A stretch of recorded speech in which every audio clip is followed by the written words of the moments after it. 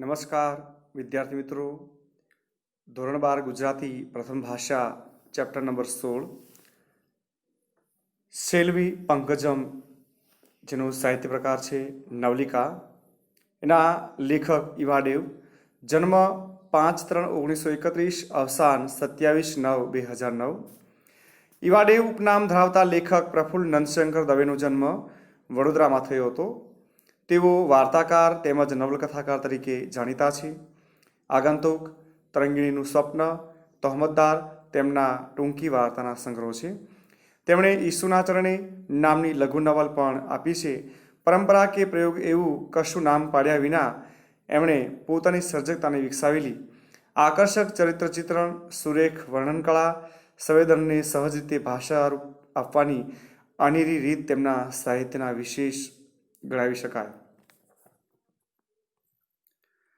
માણસનો જન્મ અને ઉછેર તો કુદરતને આધીન છે, પણ સંસ્કાર અને શાલીનતા વ્યક્તિ પોતે પોતાની રીતે ઘડી શકતી હોય છે. આ વાર્તામાં લેખકે આ જીવન રહસ્યને સ્ફુરાવી રહે એવા વિષય વસ્તુ અને ચરિત્રનું પ્રભાવક નિરૂપણ કર્યું છે. જન્મ, પ્રદેશ, કુળ કે નાતજાતના બંધનોથી પર એવું ગુણસંપન્ન અને આકર્ષક વ્યક્તિત્વ કેવી રીતે ખીલવી શકાય તેનું ઉત્કૃષ્ટ ઉદાહરણ આ વાર્તા છે. કૃતિના કેન્દ્રવર્તી ચરિત્રોમાં મિલન, મુલાકાત, વાર્તાલાપ અને રહસ્ય સ્પોટ પર્યંત જળવાતી જિજ્ઞાસાને પોષવામાં, ચરિત્ર ચિત્રણના સૂક્ષ્મ આલેખનમાં, સ્થળ વિશેના વાતાવરણના ઝીણવટભર્યા નિરીક્ષણ ચિત્રોમાં તેમજ લેખકની ચિત્રાત્મક લેખન શૈલીના આપણને એમની કાળજીસૂઝનો સહજ રીતે પરિચય થાય છે.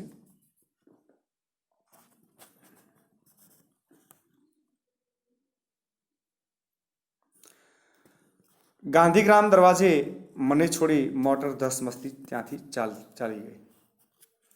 ગાંધીગ્રામ દરવાજે મને છોડી મોટર ધસમસતી ત્યાંથી ચાલી ગઈ. દરવાજામાં પ્રવેશ કરતા મારું મન ધડકી ઉઠ્યું. પ્રશ્ન થયો, મેં એક મોટી મૂર્ખાઈ તો નથી કરીને? માત્ર એક જાહેર ખબર વાંચીને, પત્ર વ્યવહાર કરીને પત્નીની પસંદગી કરવા હું છેક દક્ષિણમાં દોડી આવ્યો છું.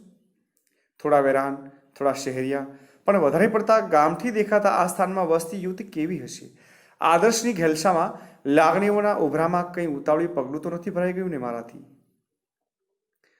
વાર્તા નાયક છે એને ગાંધીગ્રામ દરવાજે મોટર છોડી અને ધસમસથી ચાલી જાય છે અને દરવાજામાં વાર્તા નાયક પ્રવેશે છે ત્યારે એનું મન છે ધડકી ઉઠે છે અને એને પ્રશ્ન થાય છે કે પોતે એક મોટી મૂર્ખાઈ તો નથી કરીને કે આ વાર્તા નાયકે માત્ર એક જાહેર ખબર વાંચીને પત્નીની પસંદગી માટે થઈને ત્યાં આવ્યા છે.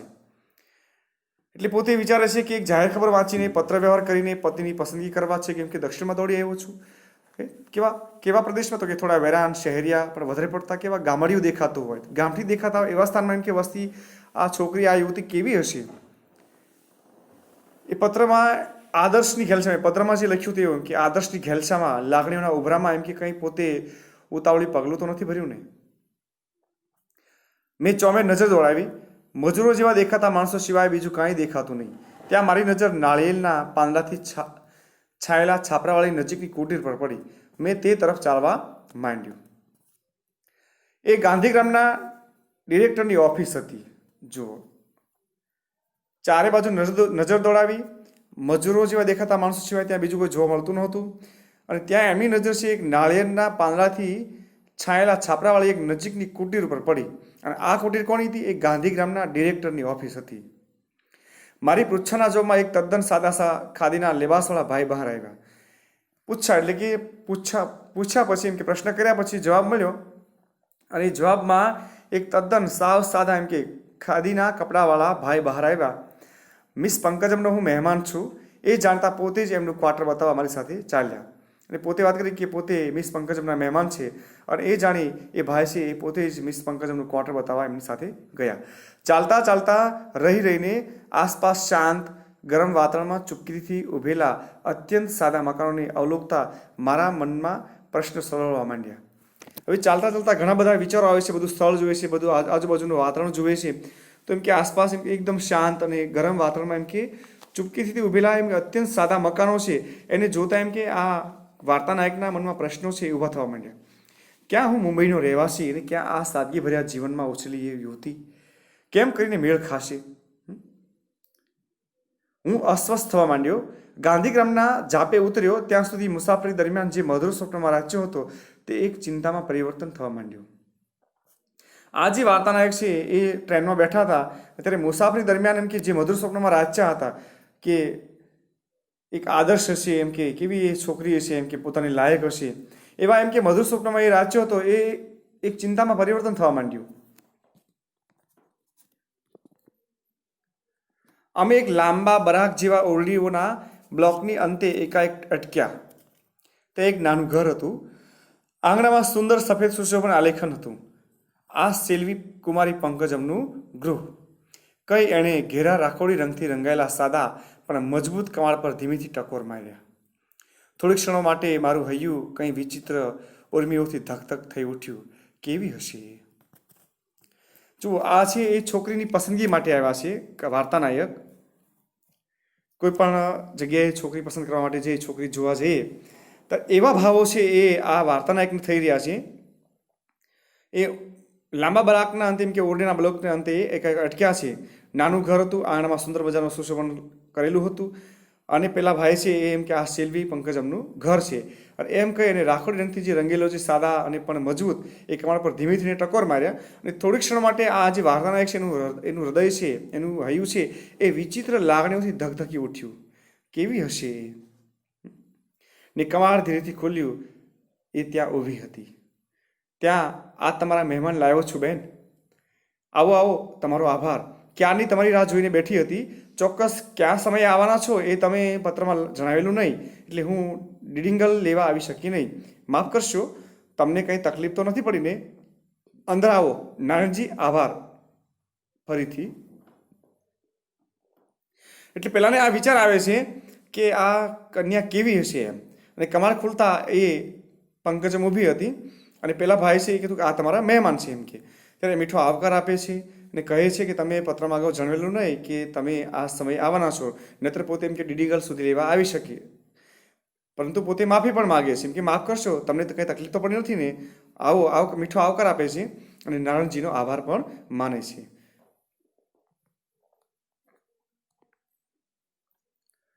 નમસ્તેજી કહેતા પેલા ભાઈએ વિદાય લીધી. મેં પણ તેમને આભાર કહી શિષ્ટાચાર બતાવ્યો.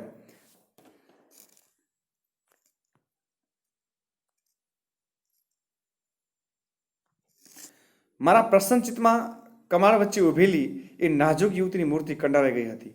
મારી કલ્પનામાં વસેલી નારીને એ બહુધા મળતી આવતી હતી. પોતાની જે મૂંઝવણ હતી, જે સપનામાં રાસતા હતા, એવી જ આ છોકરી છે.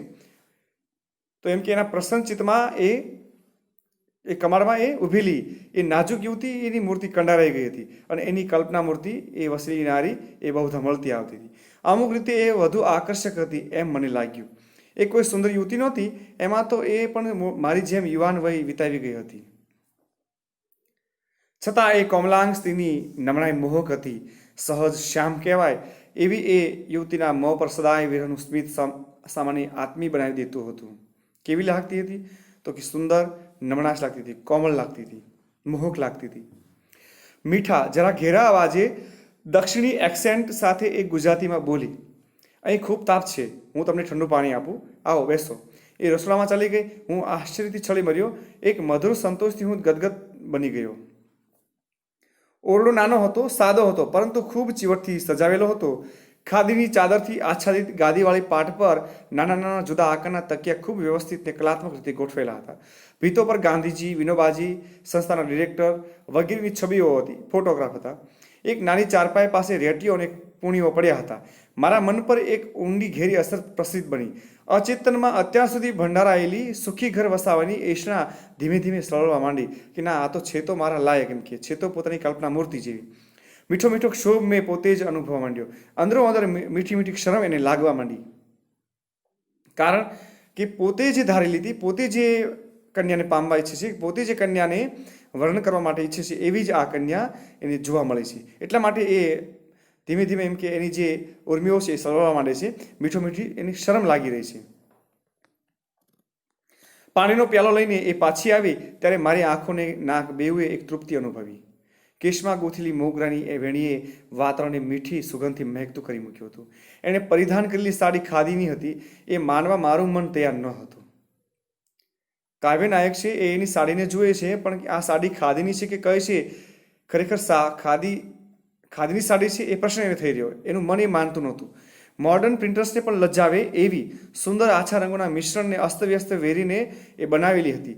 ક્ષણે ક્ષણે એ વ્યક્તિ મારા સમગ્ર વ્યક્તિત્વને કોઈ અદૃશ્ય મજબૂત તારણાથી બાંધેલી હતી. હું અસહાય બની એમાં બંધાતો જતો હતો. બલકે એ અસહાયતા અને બંધન મને ગમતા હતા.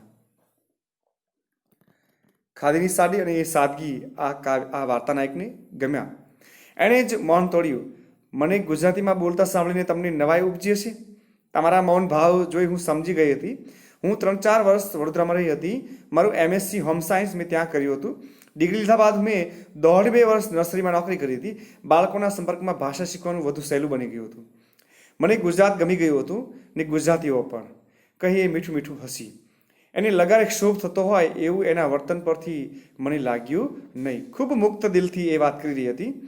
એણે બોલચાલવાની ને વાતચીત કરવાની એટલી રીત સરળ, એટલી સ્વચ્છ ને એટલી મુક્ત હતી કે મારી વ્યગ્રતા થોડી થોડી ઓછી થવા માંડી હતી. કે બોલે ચાલે કેવી હશે એમ કે. ગુજરાતીઓ પણ એ શબ્દો પાછળનો ભાવ ને સૂચન બે હું સમજી ગયો હતો. મને એ ગમ્યા હતા. મેં સ્વસ્થ બની બોલવા માંડ્યું. મારી મુક્ત કલ્પનામાં પણ મને એ વિચાર નહોતો આવ્યો કે દક્ષિણમાં મને ગુજરાતી ભાષા સમજે એવી કોઈ વ્યક્તિની મુલાકાત થશે. સાચું કહું છું તમને, મારા આનંદનો પાર નથી. તમારી બોલીમાં જે મીઠાશ છે તે મેં કોઈ ગુજરાતણમાં સાંભળી નથી. મિસ પંકજમનો ગુજરાતી બોલવું અને એની જે બોલવાની જે રીત છે, જે લહેકા છે, જે મીઠાશ છે, એ જોઈ અને આ સ્વસ્થ થવા માંડ્યા વાર્તાનાયક. અને એમ કે એની મુક્ત કલ્પનામાં પણ એ વિચાર નહોતો આવ્યો કે દક્ષિણમાં મને એમ કે ગુજરાતી ભાષા સમજી શકે એવી કોઈ વ્યક્તિની મુલાકાત થશે એમ. પોતે કહી રહ્યા છે કે સાચું કહું છું કે તમને મારા આનંદનો પાર નથી. તમે એમ કે તમારી બોલીમાં જે મીઠાશ છે એ બોલી જે મેં કોઈ ગુજરાતણ સ્ત્રીમાં જોઈ નથી, એમ કે સાંભળી નથી. તમારી વાત સાચી છે. પારકાને મોઢી બોલાતી આપણી ભાષા કાનને વધુ મીઠી લાગે છે. હા, હવે જુઓ, તમે થાકી ગયેલા લાગો છો. તાપ પણ ઘણો છે. લાંબી મુસાફરીમાં તમારી સગવડ પણ નહીં સચવાઈ હોય. હું તમને મહેમાન ગૃહે લઈ જાઉં. ત્યાં તમે નાહી ધોઈને તૈયાર થાવ. હું ભોજનનો પ્રબંધ કરાવું છું. પછી તમે 2-4 કલાક આરામ કરો. નમતી સાંજે હું તમને ગાંધીગ્રામની સંસ્થાઓનો અને ત્યાંની વિવિધ પ્રવૃત્તિઓનો પરિચય કરાવીશ.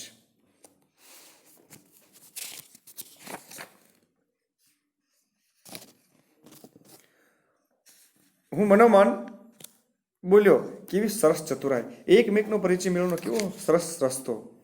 એક પછી એક ક્રિયાઓ પતાવતા હું પંકજમની સ્મૃતિમાં ગાયબ થઈ ગયો. મને લાગ્યું કે મારી હસ્તી ખોવાઈ ગઈ છે. એનું મોં, એનું રૂપ, એના હાવભાવ, એના બોલ, એના ચાલ, એની આગવી રીતો, એ માત્ર એ કેવી મુક્ત, કેવી સાદી, કેવી સીધી, કેવી નિખાલસ! ક્યાંય ખોટી શરમ નહીં, કોઈ ખોટો દંભ નહીં, કચ્છી છેતરામણી ચાલાકી નહીં. ઉઘાડી ચોપડી જોઈ લો, વાંચી લો, સમજી લો. પોતાનું એ સર્વસ્વ એની પર ખોવાઈ દીધું હોય, હારી ગયા હોય એવું આ વાર્તા નાયકને લાગી રહ્યું છે. પોતે વિચારી રહ્યા છે કે આ કેવી સ્ત્રી છે એમ. ત્યાં એક શંકા ઉઠી. અરે ભાઈ, તું તો પ્રેમમાં પડી ગયો. પણ એનું શું? તું એને સ્વીકાર્ય બનશે? પોતે વિચાર કરે છે કે પોતાને તો એ પસંદ આવી છે, પણ એને પોતે પસંદ આવ્યો છે કે નહીં? તું એને સ્વીકાર્ય બનશે? થોડી બેચેની થઈ. વિચારોમાં અટવાતા મને ગાઢ ઊંઘ આવી ગઈ. સાંજ મજાની હતી. હું એની રાહ જોતો, ફરી ઉત્કંઠ બનતો લોબીમાં આંટો મારતો હતો ને એ આવી. નમસ્કાર કરી એ પગથિયા પર ઊભી થઈ રહી. હું એના આકર્ષક સ્વરૂપને જોઈ ખરેખર આભાવ બની ગયો. મને અનુભવ થયો કે હું કોઈ નવી જ વ્યક્તિને મળી રહ્યો છું. સાદગીમાં પણ આટલી મોહક સુંદરતાને કમનીયતા હોઈ શકે એનો ખ્યાલ મને જીવનમાં પહેલી વાર આવ્યો. કમનીય એટલે સુંદર, આકર્ષક લાગવું. મારું મન હર્ષવિભોર બની ઉઠ્યું. કારણ આ દેખાતું ખરબચડું જીવન શહેરોના ઉપલક્યા ભપકાને ક્યાંય લજવે એવું ચીવટવાળું શોભનલબ્ધ હતું. ચોરસ ડિઝાઇનના તખ્તામાં ગ્રામ પ્રતિકોની તપકીરિયાને પોપટી રંગની ભાથથી શણગારેલી ખાદીની ઝીણી સાડીમાં એ સજ હતી. કપાળમાં ગુલાબી રંગનો કંકુનો મોટો ચાંદલો હતો. લુખ્ખા ઢીલા વાળના આધુનિક સ્ટાઇલના અંબોડામાં ફૂલની ગૂંથણી હતી. આછા બદામી રંગની પટ્ટીમાં લાલ મોહરવાળી હાથે બનાવેલી ચંપલો હતી. ભભકની મહકથી વાતાવરણ સચેતન બની ગયું હતું. કંઈ બોલવાનું, એની પ્રશંસા કરવાનું, એની આનંદિત બનાવવાનું મન થઈ ઉઠ્યું. ખાદીની સાડી, ગ્રામ વિસ્તાર, સાદા માણસો, આ બધું આટલું સુંદર હોઈ શકે, એમાં આટલી શોભા હોઈ શકે, એનો ખ્યાલ જો હું ગાંધીગ્રામ ન આવ્યો હોત તો મને જીવનમાં કદી ન આવે. ખરેખર આ સાડી તમને સરસ દીપે છે. એ જરા શરમાય એ લજ્જા હું જોઈ રહ્યો. પોતાને વિચાર આવી રહ્યો હતો કે એ ગામડિયામાં એ પ્રદેશ કેવો હશે, ચાલો નથી જવું એમ વિચારીને જો પોતે કદાચ ન આવ્યા હોત તો ખરેખર એ ગાંધીગ્રામના વાતાવરણને જાણી શક્યા ન હોત, જે એને આજે એનું મન છે પ્રફુલ્લિત કરી રહ્યું છે. પોતે વખાણ કરે છે કે તમને આ સાડી ખરેખર ખૂબ સારી લાગે છે, સરસ દીપે છે, અને મિસ પંકજમ છે શરમાઈ જાય છે અને લજ્જા અનુભવે છે. અને એ લેખક એ વાર્તાના એક જોઈ રહ્યા છે. પોતાને સાંભળી લઈ એ બોલી, હજુ તમે બધી નાની મોટી સંસ્થાઓની મુલાકાત લેશો અને એમની વિભિન્ન પ્રવૃત્તિઓથી પરિચિત થશો ત્યારે તમને એની મહાનતા સમજાશે. ચાલો તમને આ સંસ્થાનો પરિચય કરાવી દો. અમે સાથોસાથ ચાલવા માંડ્યું. મારું મન આનંદના આવેગોથી ભરાવા માંડ્યું. એણે બોલવાનું ચાલુ રાખ્યું.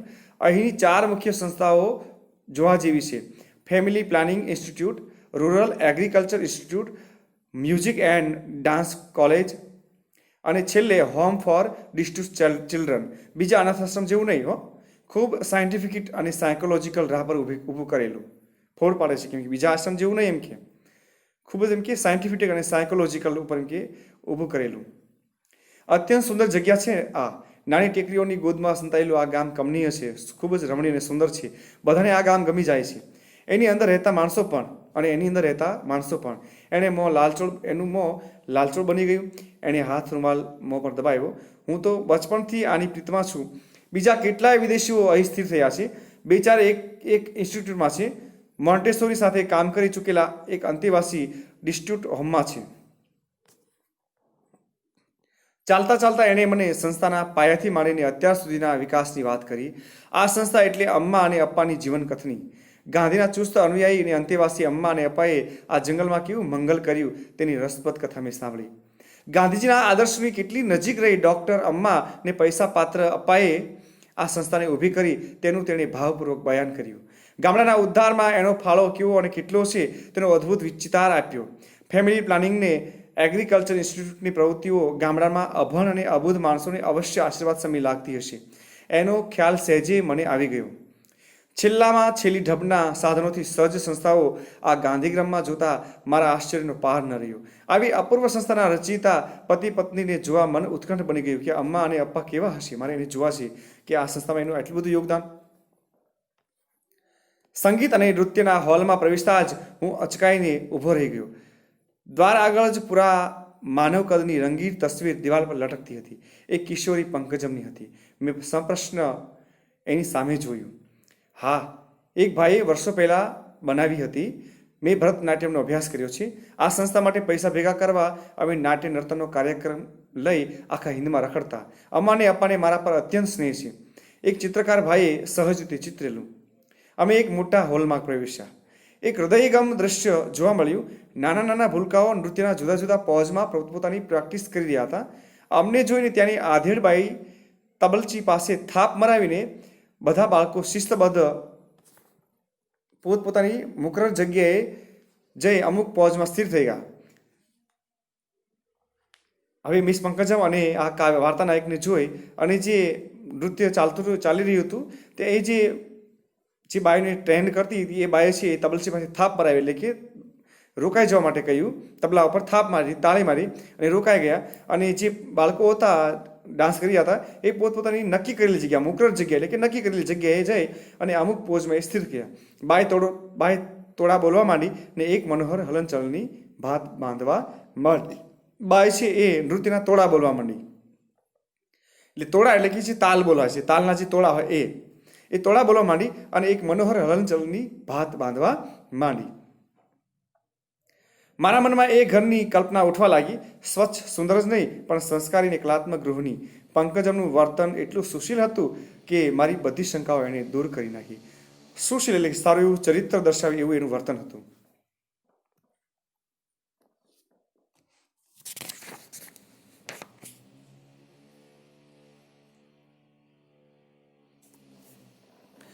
ત્યાંથી નીકળી અમે સીધા ડિસ્ટ્રિક્ટ હોમમાં આવ્યા.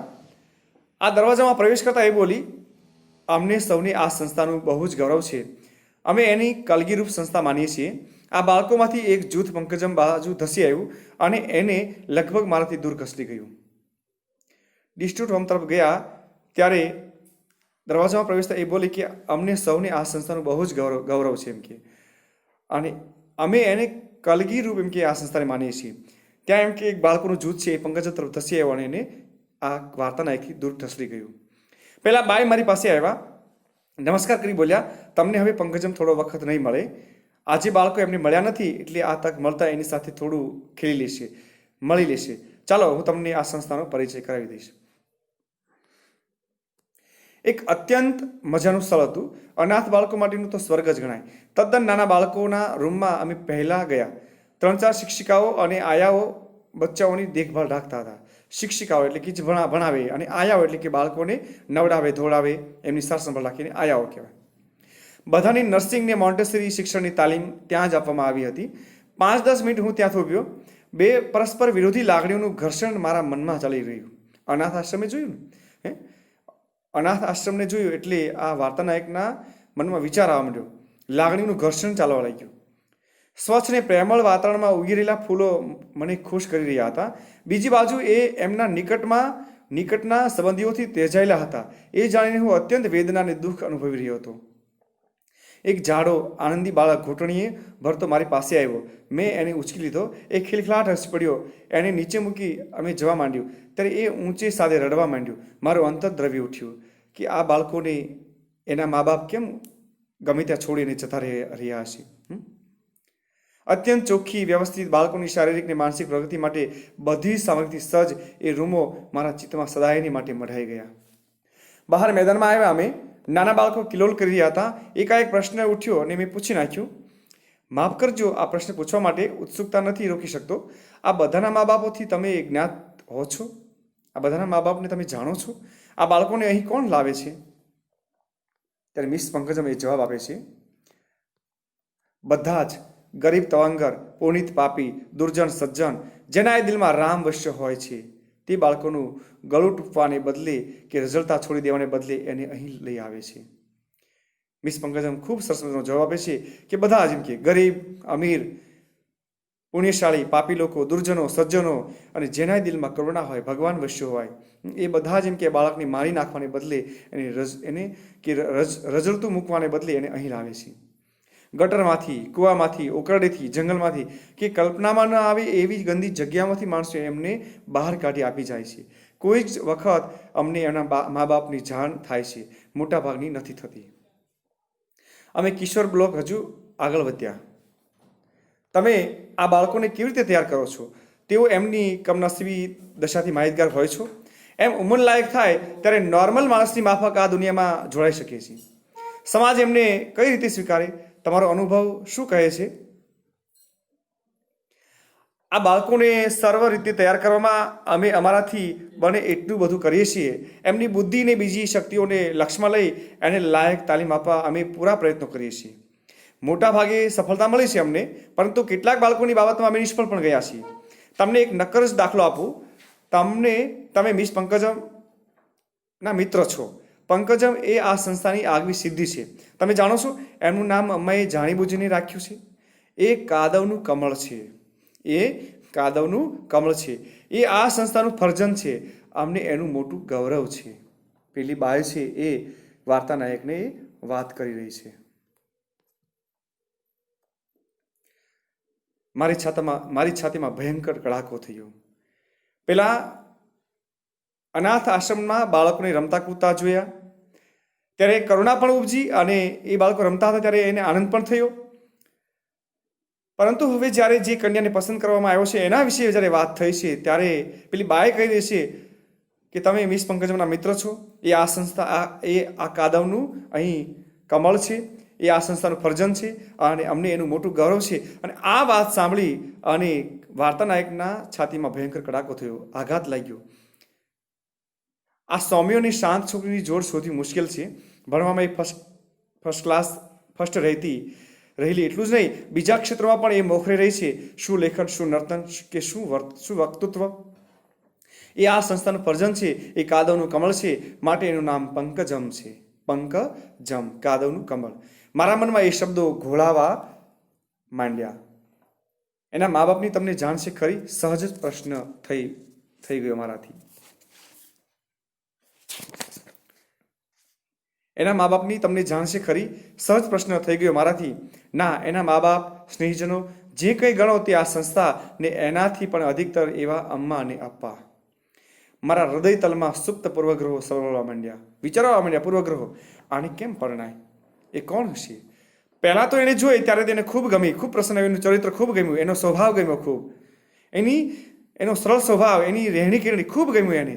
પરંતુ હવે એ અનાથ છે, એ કોઈ એના મા બાપની જાણ નથી, ત્યારે એને પ્રશ્ન થવા માંડ્યો. એનું હૃદય છે, એ હૃદયમાં સુપ્ત પૂર્વગ્રહો સળવવા માંડ્યા. આને કેમ પરણાય? એ કોણ હશે? એની માં જરૂર પતિતા જ હશે, જરૂર પાપી હશે. એમ કે એની માં કેવી હશે? જરૂર એ પાપી હશે. કેવો વંશ વેલો હશે, એ કેવું લોહી હશે. ઓહો, મારું મન કેવું વિરક્ત બની ગયું છે. એનાથી જુદું જ વિચારવા માંડ્યો એ. અમે કિશોર બ્લોગ આગળ આવી પહોંચ્યા. નાના વાડામાં પંકજમ કિશોરની સસલાની સંભાળ કેમ લેવી એના પર સમજૂતી આપી રહી હતી. મારી સામે જોઈ એણે એક મોહક સ્મિત વેર્યું, પરંતુ શીત બની ગયેલા મારાથી સામું ન હસાયું. આઘાત લાગ્યો. પૂર્વગ્રહથી એનું મન સળવવા માંડ્યું હતું, અને એનાથી એ ઠંડા પડેલા, એનાથી એ સામું ન હસાયું. તને એના પૂર્વજીવન સાથે શી નિસ્બત? પોતે પાછો વિચારે છે કે તને એના પૂર્વજીવન સાથે શી નિસ્બત? એને જો કેવી નિર્મળ, નિર્દોષ, નિખાલસ. શું તારા પૂર્વગ્રહમાંથી મુક્ત નહીં બની શકે? પોતાને પ્રશ્ન કર્યો છે કે તું એનું ચરિત્ર જો, એ અત્યારે જેવી દેખાય છે એને તું જો. એના પૂર્વજીવનની શું કામ તું ચિંતા કરે છે? એમ કે તું તારા પૂર્વગ્રહમાંથી મુક્ત નહીં બની શકે. પણ એની માં કોની સાથે? કેવો સંબંધ? ભયંકર ગજગ્રાહ ચાલવા માંડ્યો મારા મનમાં. લાખ પ્રયત્ન કરવા છતાં મનમાં ઉઠતી એક પ્રકારની ધૃણા હું કેમેય રોકી શકતો ન હતો. હૃદયને આળું બનતું અટકાવી શકતો ન હતો. ત્યાંથી ભાગી નીકળવાની વૃત્તિઓએ જોર કરીને ઉછળી રહી. હું મૂંગો બની ગયો કે હવે અહીંથી જાઉં એમ. અમે ગેસ્ટ હાઉસ તરફ જઈ રહ્યા હતા. શાંત સંધ્યા રાત્રિ બની ગઈ હતી. એકદમ શાંત બની ગયા તમે? પ્રશ્ન પૂછે છે.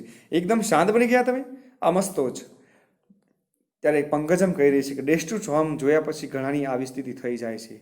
કારણ કે પંકજમને આવા ઘણા બધા અનુભવો થયેલા છે, એટલા માટે કહી છે કે ડેશ ટુ હોમ જોયા પછી ઘણાની આવી સ્થિતિ થઈ જાય છે. મારા મને એનામાં દોષ શોધવાની પેરવી કરવા માંડી કે આના દોષ શું છે એમ. પરંતુ આછા અંધકારમાં એનો આકાર માત્ર આકર્ષક લાગ્યો. એના બોલમાં નરી સાલસતા અને પ્રેમાળપણું સાંભળાયું. કંઈક ડાઘા શોધવાના મારા પ્રયત્નો નાકામયાબ બન્યા. કે આ અનાથ છે, આ કોઈનું ફરજન છે, એના મા બાપનું કંઈ નક્કી નથી, અને આ વાર્તાના એનામાં દોષ શોધવા માંડ્યો, પણ દોષ એનામાં મળ્યા નહીં. એના પ્રયત્નો નાકામયાબ બન્યા.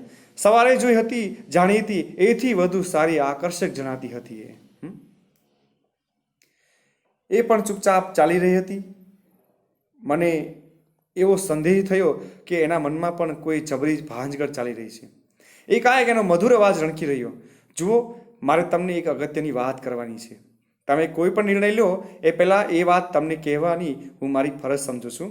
હું સમજી ગયો કે એ કઈ વાત મને કહેવાની હતી. જીવનમાં કદી નહોતું ધડક્યું એમ હૃદય ધગધગ થઈ ઉઠ્યું. મારા રોંગટા રોમાંચ અનુભવી રહ્યા કે હમણાં આ કંઈક આવી વાતનો ફોડ પાડશે. વાત કરી રહી છે મારું જીવન એક અનોખી કહાણી છે. મારું નામ મારી કથા કહી દે છે. મારું નામ મારી કથા કહી દે છે. મારે ઘર નથી, મા બાપ નથી, સ્વજન નથી. દુનિયામાં વહેવાની દ્રષ્ટિએ જે ગૃહ તમે હમણાં જોયું તે મારું સાચું ઘર છે. તેના સંચાલકો અને ભૂલકાઓ મારા સ્વજન છે. અમ્મા અને અપ્પા મારા મા બાપ છે. મારી નાત, મારું ગોત્ર, મારી જાતિ કશાની મને ખબર નથી. હું કાદવનું ફૂલ છું. પણ મને હું રજ માત્ર હીન ગણતી નથી, હું સામાન્ય ગણતી નથી, હું એને નીચી ગણતી નથી, બલકે મને એનું ગૌરવ છે. મારા પૂર્વગ્રહો ઓગળતા ગયા.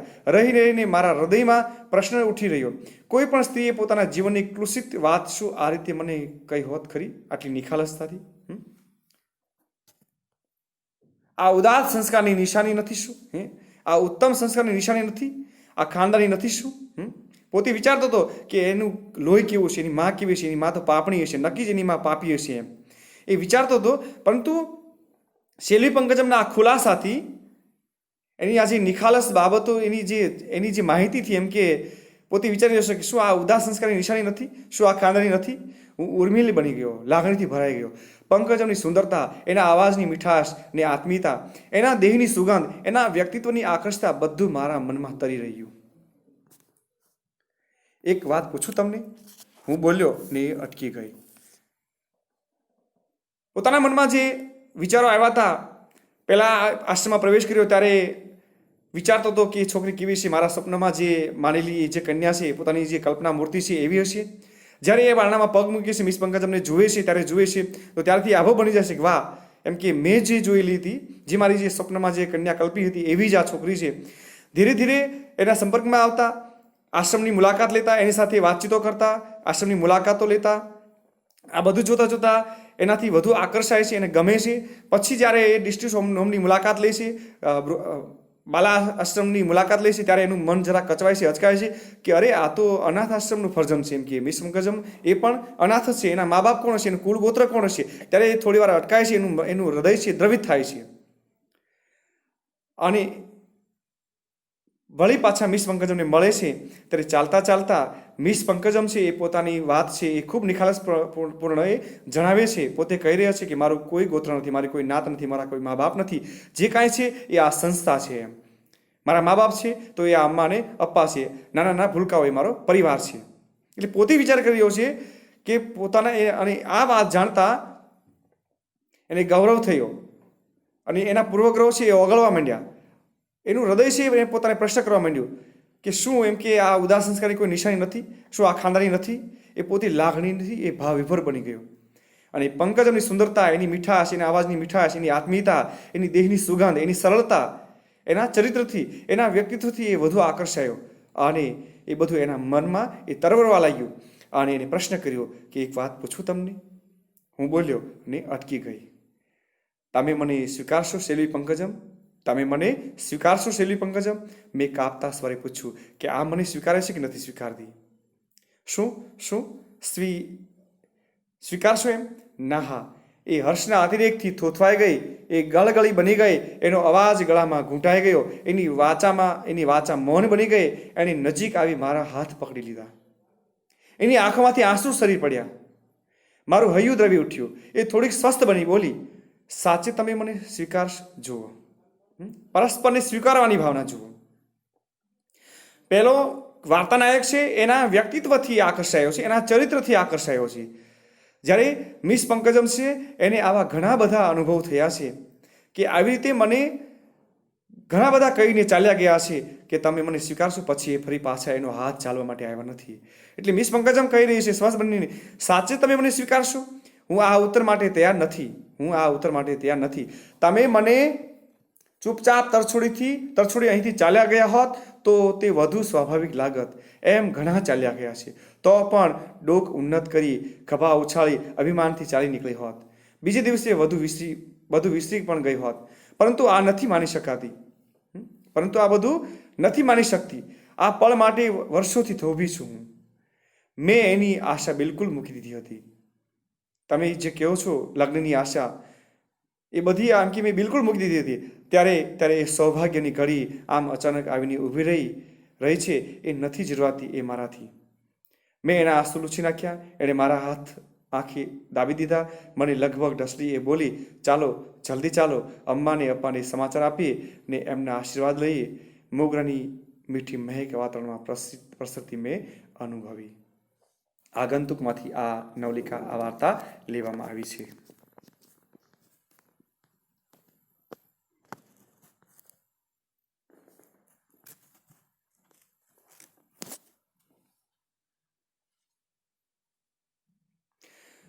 વિદ્યાર્થી મિત્રો, નિસ્વાર્થ ભાવે સેવા કરતી જે ગ્રામ સંસ્થાઓ છે, બાળાશ્રમ છે, અનાથ આશ્રમ છે, વૃદ્ધાશ્રમ છે, તો આવા આશ્રમની ક્યારેક ક્યારેક તમારા પિતાજીઓની સાથે મુલાકાત લેજો, જાણજો કે કેવી રીતે આશ્રમો ચાલતા હોય છે, ત્યાંનું વાતાવરણ કેવું હોય છે, એની માહિતી લેજો, એનો પરિચય મેળવજો. ખરેખર માનવતા એ શું હોય છે, મૂલ્યો એ શું હોય છે, એ આપણી જીવનમાં સાદગી શું હોય છે, સાદાઈ શું હોય છે, એ આપણે આવા આશ્રમો, આવી સામાજિક સંસ્થાઓના પરિચયમાં આવવાથી આપણને ખબર પડતી હોય છે. તો અહીં આપણે આ નવલિકા પૂર્ણ કરીએ છીએ. અસ્તુ. જય હિન્દ, જય ભારત.